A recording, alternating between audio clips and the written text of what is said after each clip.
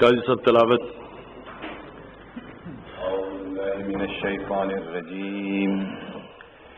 بسم اللہ الرحمن الرحیم.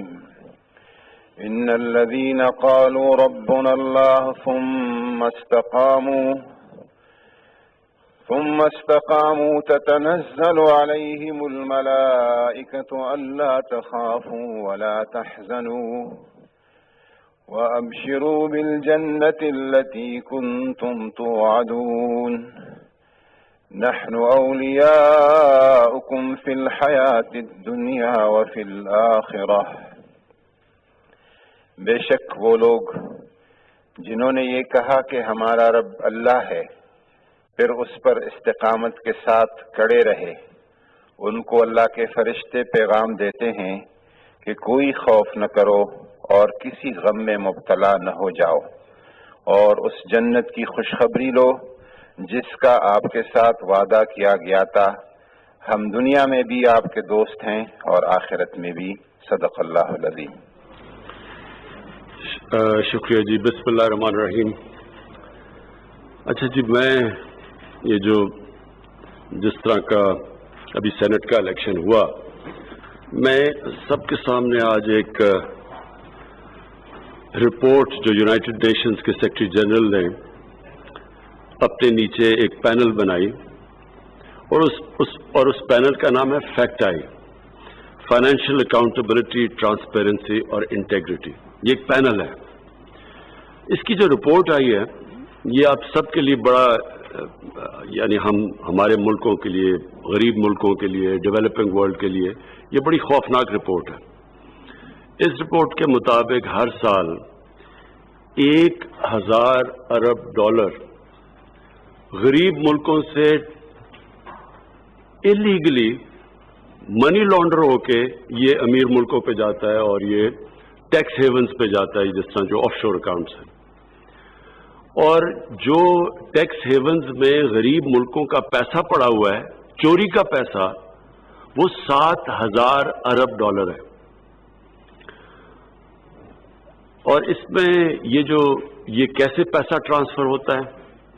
یہ جو رولنگ ایلیٹس ہیں، جو صاحب اقتدار ہیں، جو یہ غریب ملکوں کے نواز شریف اور زرداری ہیں، یہ وہاں سے پیسہ اپنے ملک سے، کیونکہ چوری کا پیسہ ہوتا ہے تو وہ باہر بھیجنا ہوتا ہے، کیونکہ ملک میں وہ نظر آ جاتا ہے. تو جب وہ ملک سے پیسہ باہر بھیجتے ہیں تو وہ سارے وہ ادارے، جو ادارے کو چیک کرنا چاہیے یہ چیزیں منی لانڈرنگ کی اور یہ جو illicit فائنینشیل فلوز ہے، وہ سارے اداروں کو پہلے وہ کمزور کرتے ہیں. جتنے بھی ادارے چیک کرتے ہیں منی لانڈرنگ، یہ ساری ان غریب ملکوں کا جدھر سے پیسہ چوری ہو کے باہر جا رہا ہے، تو وہ سارے ادارے کمزور کرتے ہیں. پروجیکٹس ایسے لے کے آتے ہیں، وہ اس لیے نہیں کہ ملک کی ضرورت ہوتی ہے، اس لیے کہ ان میں بڑی کک بیکس ہوتی ہیں. تو mega projects with mega kickbacks, وہ پروجیکٹس اور وہ کک بیک ساری باہر لے جاتے ہیں، لوگوں کو مقروض کر دیتے ہیں، عوام قرضے میں چلی جاتی ہے، وہ قرضے کی قیمت عوام مہنگائی کے ذریعے پھر وہ ادا کرتی ہے. اور پھر دوسری چیز یہ کیا کرتے ہیں، یہ جو جب یہ پیسہ باہر لے کے جاتے ہیں، یہ دوسری چیز یہ کرتے ہیں کہ یہ پھر اس کرپشن کو ایکسیپٹیبل بناتے ہیں معاشرے میں. اس کے لیے میڈیا کو استعمال کرتے ہیں، اور میڈیا کے اندر پھر کیونکہ ان کے پاس کرپشن کا پیسہ اتنا زیادہ آ جاتا ہے، وہ پھر اداروں کے اندر بھی چلتا ہے، ہر اداروں میں لوگوں کو خریدتے ہیں، میڈیا کے اوپر چلتا ہے، میڈیا ہاؤسز پہ چلتا ہے، جو سب سے بڑا ڈیمیج کرتی ہے کہ اس قوم کی مورالٹی ختم کر دیتی ہے، ایکسیپٹیبل کر دیتی ہے. کرپشن کو بری چیز ہی نہیں سمجھتے. پھر ایسے فریزز آ جاتے ہیں کہ جی اگر کھاتا ہے تو لگاتا بھی ہے، اور یا ایک زرداری سب پہ بھاری، کہ ایک آدمی کرپشن کے پیسے سے لوگوں کو خریدتا ہے، اس کی کوئی بڑی چلاکی اور انٹیلیجنس اور اس کی سیاسی بصیرت کے اوپر وہ چلا جاتا ہے. یعنی کرپشن کو جو سب سے بڑا ڈیمیج ہوتا ہے کہ کرپشن کو ایکسیپٹیبل کروا دیا جاتا ہے. اور پھر ہوتا کیا ہے کہ ایک قوم کی جو اخلاقیات ہوتی ہے اس کو ڈیمیج کرتے ہیں. جو سب سے بڑا ڈیمیج ہوتا ہے کہ ایک ملک کی مورالٹی جب ختم ہو جائے، اور جب ملک کی morality ختم ہوتی ہے تو وہ ملک انصاف نہیں کر سکتا. آپ کے پاس moral authority اگر نہیں ہو آپ انصاف نہیں کر سکتے. جس قوم میں moral authority نہیں ہوتی وہ پھر طاقتور کے لیے ایک قانون لے کے آ جاتا ہے اور کمزور کے لیے دوسرا لے کے آ جاتا ہے. طاقتور کو NROs دے دیتے ہیں اور ڈیلز کر دیتے ہیں, صرف غریب لوگ جیلوں میں جاتے ہیں. اور ایکچولی ایک قوم تب تباہ ہوتی ہے, ایک قوم تب تباہ ہوتی ہے جب اس کے اندر انصاف کرنے کی ایبلٹی ختم ہو جاتی ہے.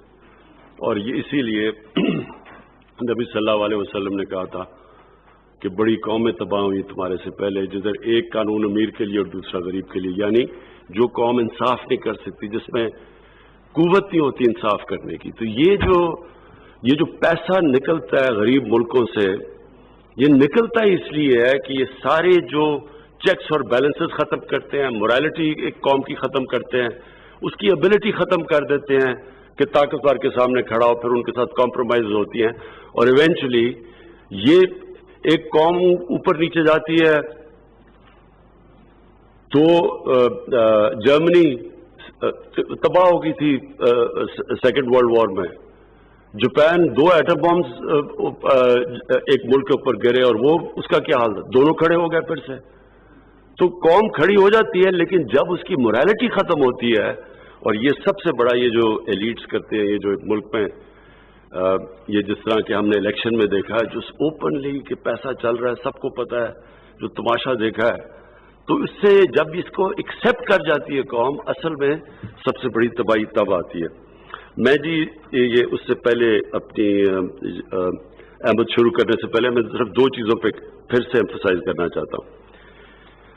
ایک تو اوورسیز پاکستانیز کی ووٹنگ کے اوپر پلیز میں ریگولر اپڈیٹس لینا چاہتا ہوں, ایک میں وہ لینا چاہتا ہوں شروع میں, اور دوسرا کہ جو EVM مشینز ہیں, ہمیں اب کلیئر ہو جانا چاہیے کہ پاکستان میں جس طرح کے الیکشنز ہیں یہ ہم اب نہیں کر سکتے. ہمارے جو الیکشنز ہونے چاہیے وہ اب جس طرح امریکہ میں آپ کے سامنے وہ ٹرمپ کے الیکشن کی مثال ہے کہ جتنی بھی کوشش کر لی, ایک چیز نہیں وہ ڈھونڈ سکا کہ وہ کوئی کہہ سکے کہ جناب الیکشن میں دھاندلی ہوئی ہے, ادروائز وہ سارا الیکشن انال ہو جانا تھا. تو ہمیں اب پاکستان میں ایک ٹرانسپیرنٹ الیکشن کے لیے EVM مشینز ٹیکنالوجی کا استعمال کرنا چاہیے, اور میں اس کی ریگولر اپڈیٹس لوں گا, کیونکہ میں کیبنٹ کے اوپر میں چاہتا ہوں ہمیں اپڈیٹس ملے اس کے اوپر کیا پروگرس چل رہا ہے, کیونکہ یہ نہ ہو کہ ہم پھر کہیں کہ جی جب ٹائم آئے جی ہم تیار نہیں ہیں ٹیکنالوجی کے لیے. تو میں ان 2 کی اپڈیٹس لوں گا. احمد پلیز اب ایجنڈا شروع کریں.